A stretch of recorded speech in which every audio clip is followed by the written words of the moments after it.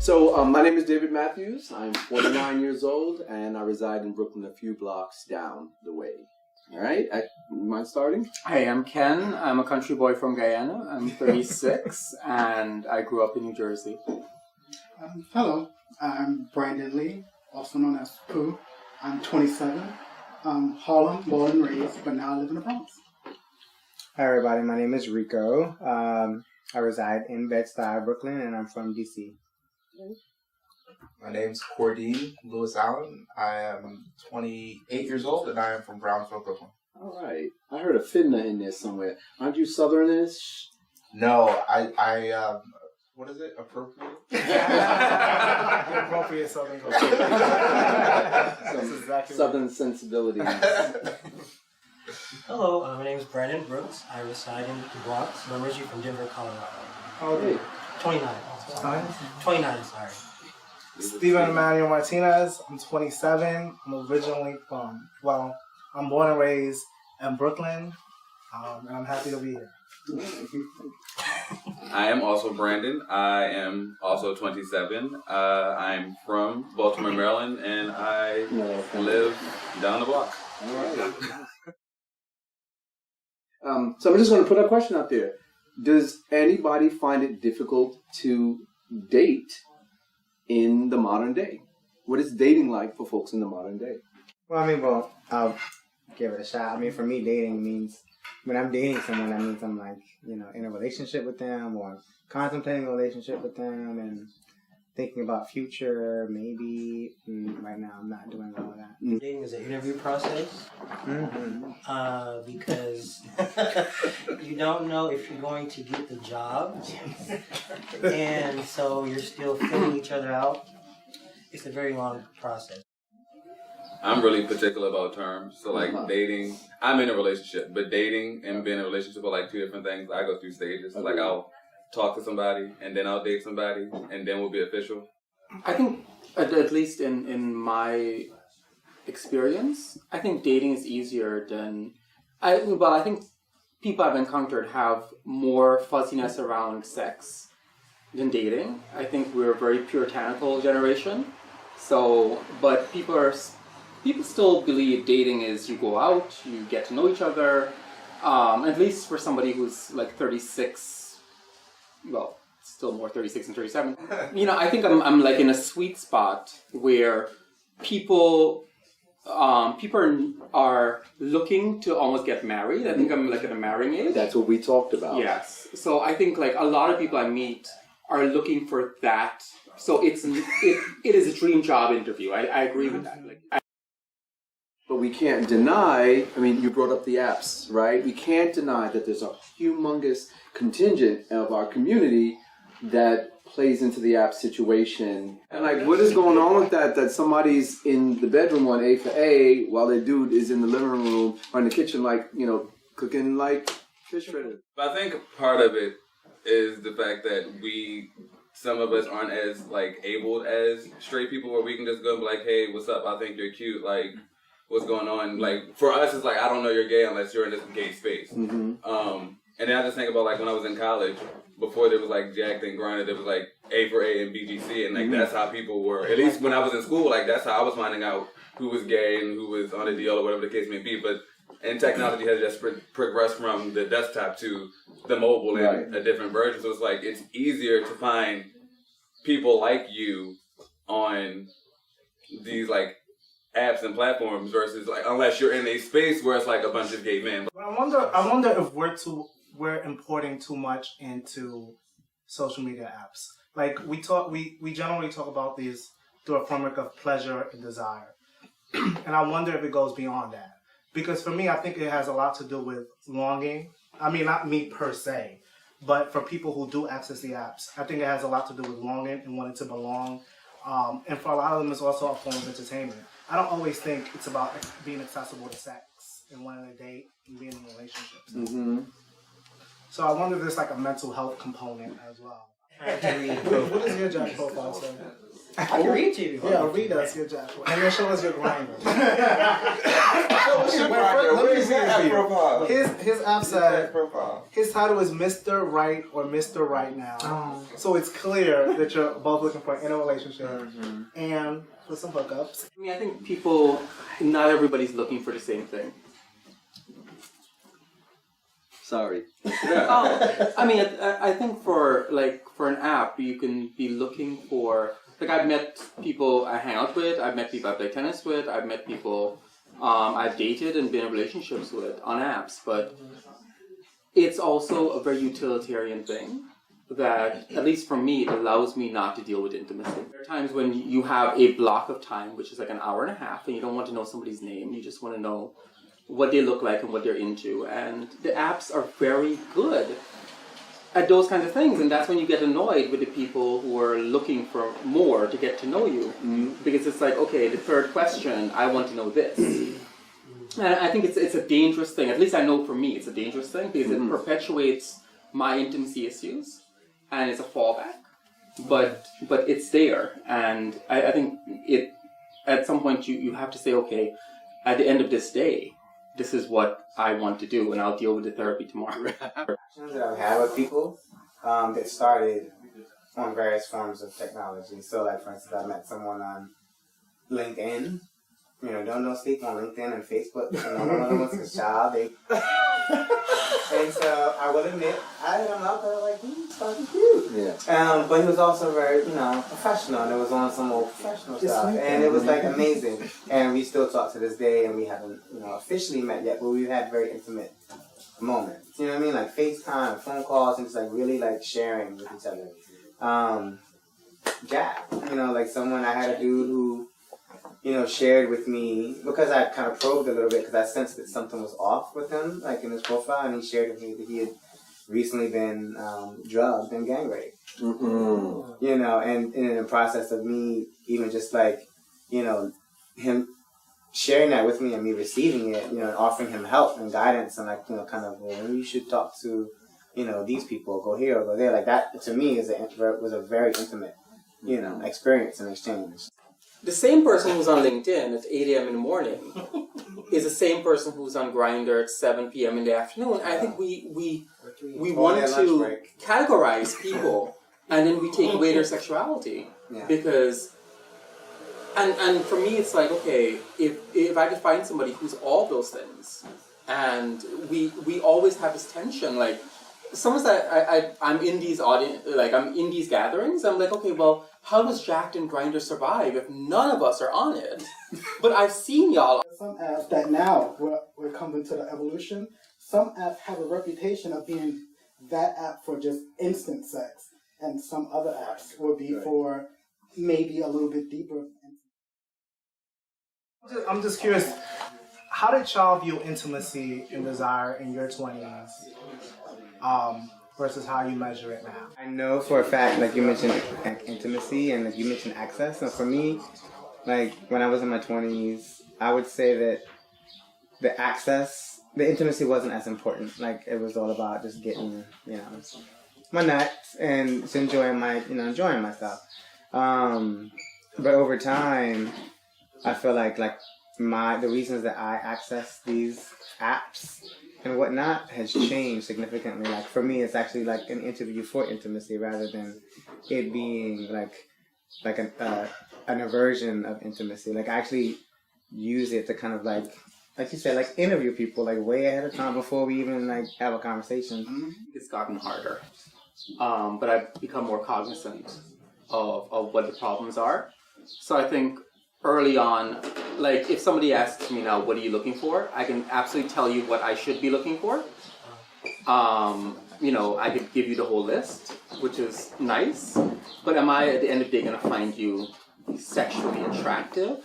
Probably as you fulfill that list, I find you less sexually attractive. When I was, intimacy was everything, right? Because we didn't have the other stuff to distract us. I truly believe things were much more innocent back then. And so yes, for us also back then, I came out late. I was in my early 20s when I came out, and that was considered late. And also if you had the reputation of getting around a lot, people didn't want to touch you after a while. People didn't even want to be in what we call triangles, where two people were in a relationship, and then another person comes along and is messing around with each one of them too. So none of that stuff worked. And either you were a top or you were a bottom, and if you were a bottom, you didn't talk about it. You just became it when you came together. It goes back to when you were saying that the apps work, and with regards to like you're just trying to find a hookup for the night, right? Like the only thing that the apps don't do is like an HIV test, and that's like my biggest thing is like if I would love to just be able to like invite somebody over to my house and hook up for the night. I think I did it once in my life, and it was like in Boston, and I went once, and while I was messing with the guy, I was like, I'm catching something right now. But you can't tell like when someone's lying, even on their profile, like, oh, I got tested this day, and sometimes they don't know. So I feel like if there was an app that showed you the status, I would be more free with myself. And I think now with the apps, and I don't think with the top and the bottom, if you're strictly a top and strictly a bottom, I don't have a problem with that. That you show up and you can't talk about being a bottom. Yeah. What? Studies that are being done is that there is a lot of sex that's happening through apps that a lot of people are not telling the truth about who and what they are about, and some of them can be very dangerous. Some of them are predatory. Some of them are living with the virus, and they are telling you that they're HIV negative. You know, what do we think about PrEP in the modern day and utilizing that for those of us who are pro Mr. Right Now? You're not good at taking pills. I'm not good at wearing condoms. But then I used to take pills all my life. I grew up with like epilepsy and seizures. I had to take pills every day. And this idea of like taking a pill for the rest of my life just to prevent HIV, so problematic. Like, I overcame the epilepsy, and I have to go back to this lifestyle of taking a pill, even though I don't have the thing that I'm trying to prevent it from. What I think is also interesting is the notion of taking a pill to protect yourself from HIV, or take a pill to treat HIV. I just don't like the concept or the notion of like, take this pill or take this pill, which sometimes it might be the same pill for different reasons. What I realized over the last year for myself, that narrative has sort of shifted for me. I'm now less concerned about people accessing PrEP, and I'm more concerned about creating a stigma-free generation. If I was to become HIV positive, because I don't want to pop a pill like Quardine doesn't want to pop a pill. He doesn't want to use condoms either. I want to know that I can walk into a community that supports and sustains me. It's great, awesome that it prevents HIV, but there's like 30, 40 other STIs I think everybody just kind of ignores in terms of PrEP. So one guy recently, he was telling me like, some tracker, they're like, okay, I was feeling a little amorous, let's do it. But then he was like, I'm a big condom proponent. I love condoms. There's not a problem. I have a whole bunch at home. I give them out to my friends and family. Yeah. For me, I hate when people use PrEP as an excuse to have raw sex. I think we, living in a world absent of stigmatization, would be the ideal, because then it would just be freeing to have all sorts of conversations about, not using condoms. I mean, ultimately, like, if I like the feel of skin against skin, I have to have a conversation with somebody about whether he likes that feeling too, and what all that means. Like, you're right. HIV ain't the only thing. And I feel like what's often missing from the conversation is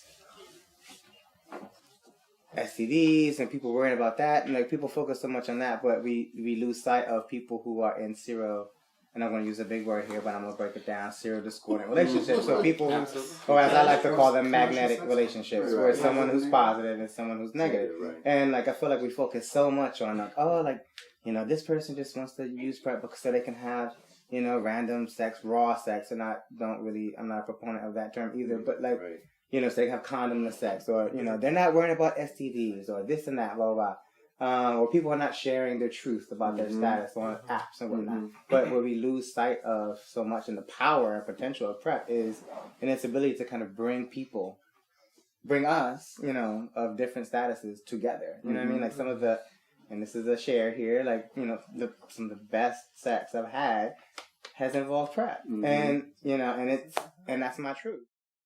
So what if 10 years ago,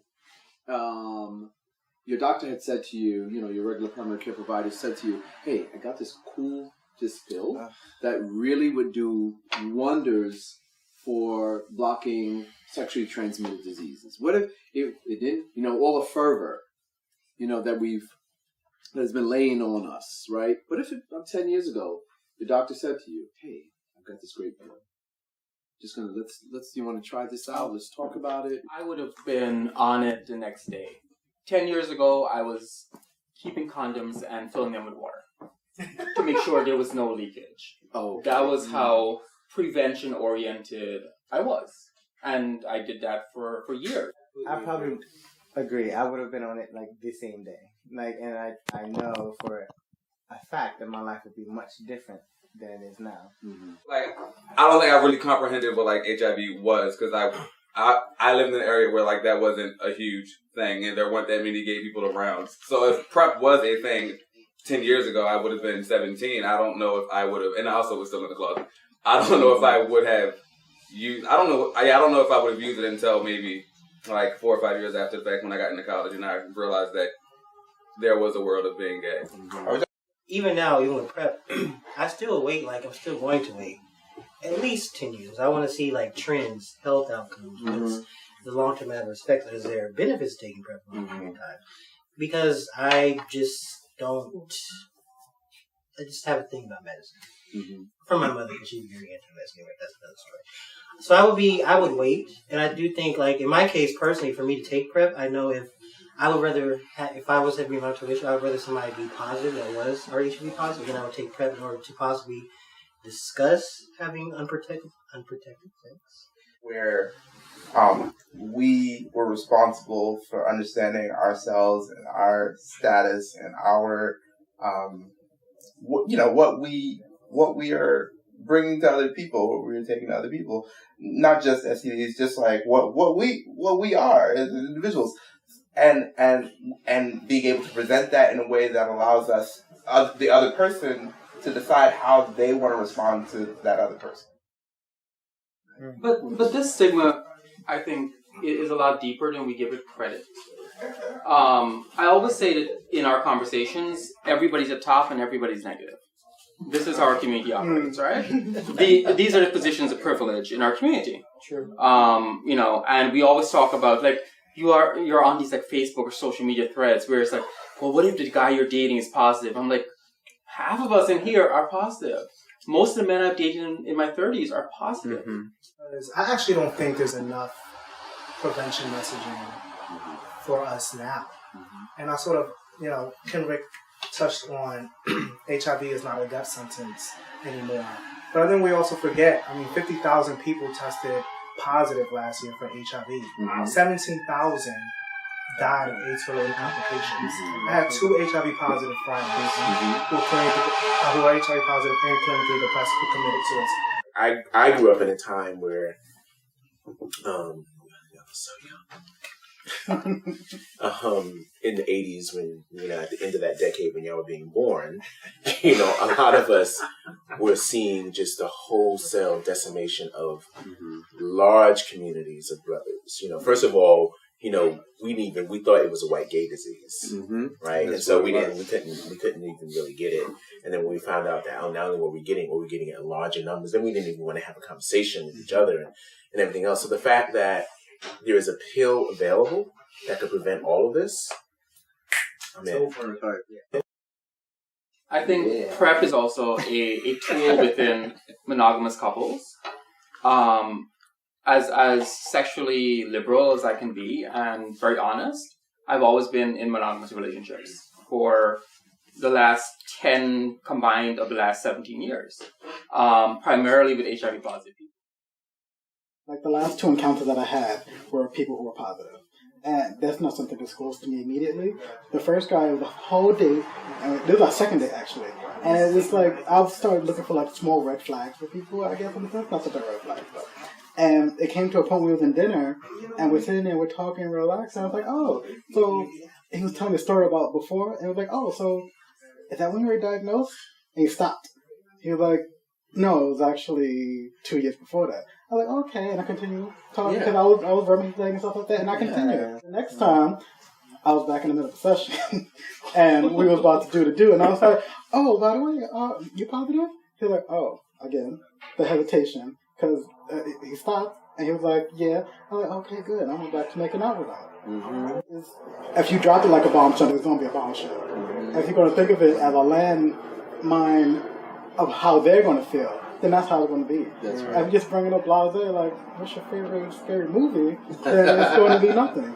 Right. And that's how I bring it up to people. Wow, Jamie, for all these years, they're saying that we are gay.